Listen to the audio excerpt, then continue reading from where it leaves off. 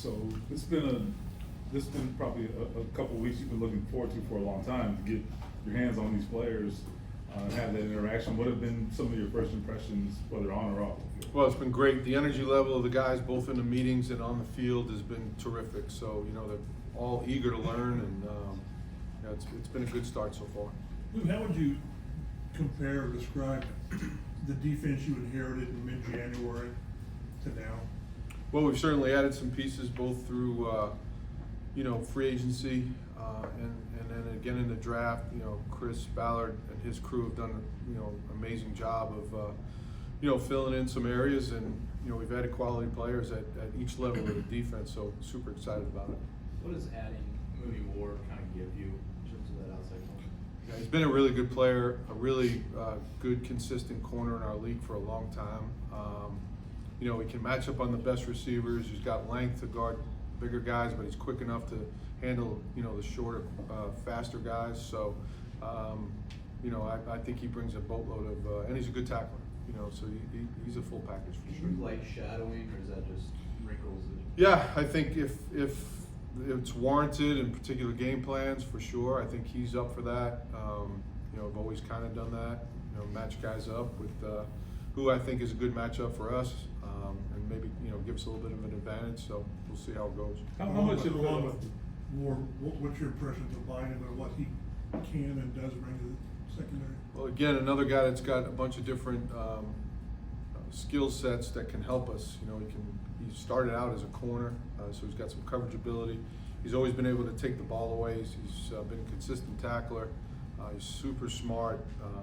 He's played in a few systems, so he has a good feel for a little bit of everything in terms of, just not one particular defense. He's bringing in a winning edge to our team. So, and that's important. Between the two free agents and Kenny Moore and even some of the young returners, you have a pretty experienced group in that secondary. What does that empower you to do, maybe?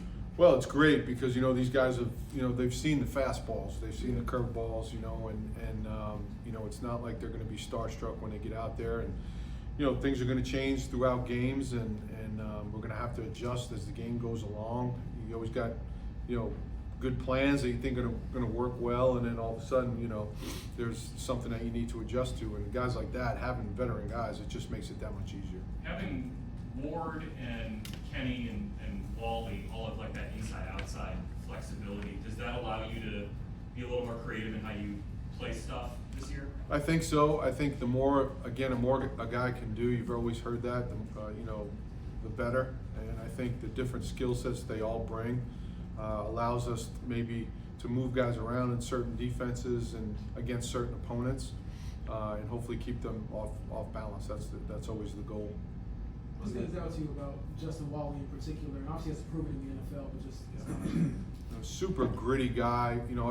His measurables are his measurables. He's really fast. He's strong. He's tough. And I think he started over 40 some odd games in the Big Ten. So let's start with that. Just a very tough, competitive person at one of the most competitive positions in the NFL.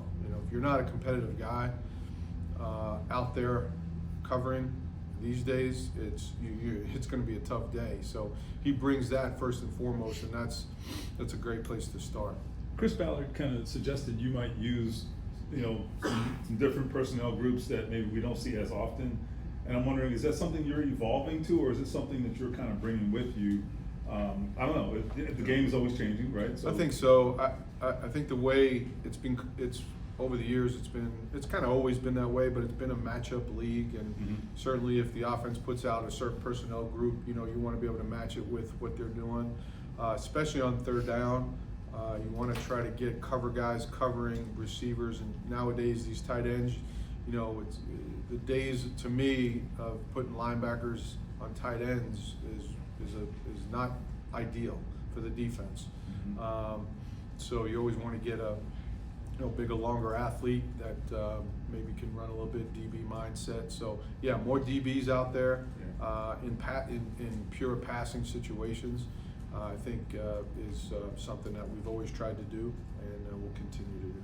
How do you view your linebacker room right now? Good. We're just we added a guy yesterday. or today rather, who I'm familiar with, can create some depth there. I think the good news about where we're at as a total defense is, we've got some competition across, again, at each level of the group. So, we'll see how things shake out, and it's so early. We'll never make a decision as a staff in the spring, because at the end of the day, until we start running and getting off blocks and tackling people, that's when you give somebody a chance to win a job. It's never going to be in the spring. Guys like Carlisle and Wooler, does their background playing defensive back close the gap some on what you just said about linebackers and coverage situations? Potentially, yeah. No, it's a good point. Potentially, for sure. They've already lined up against wideouts and tight ends and things like that. So, yeah, it certainly helps them. Doesn't hurt. Lou, what was your reaction? And I guess you're always adding pieces, but when you get the second round, you can get the pass rusher, the lineman, and what he adds and what he could add to the defense. Well, I mean, super excited. I just think that JT brings so many different tools with him. Can rush, is a big guy, so can slide down inside and use him somewhat as an inside rusher potentially. Stout against the run. He's been able to take the ball away. I think he had 16 some odd sacks in his career. So you're talking about a guy that's had proven production at the highest level. Again, another guy, to me, it's important that the guys we took in free agency, they're used to winning, and that's a big part of becoming a consistent winning team. Is you got players that are used to it. This guy just won a national championship, so Camryn Bynum's been used to being in the playoffs. Ward's been in Super Bowls,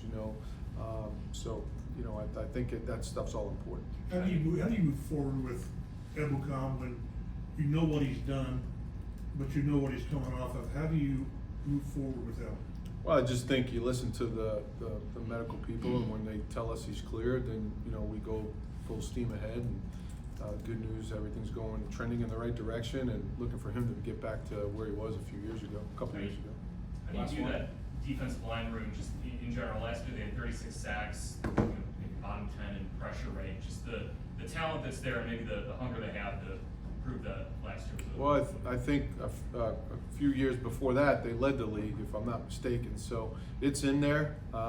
There's the ebbs and flows of careers and seasons and things like that.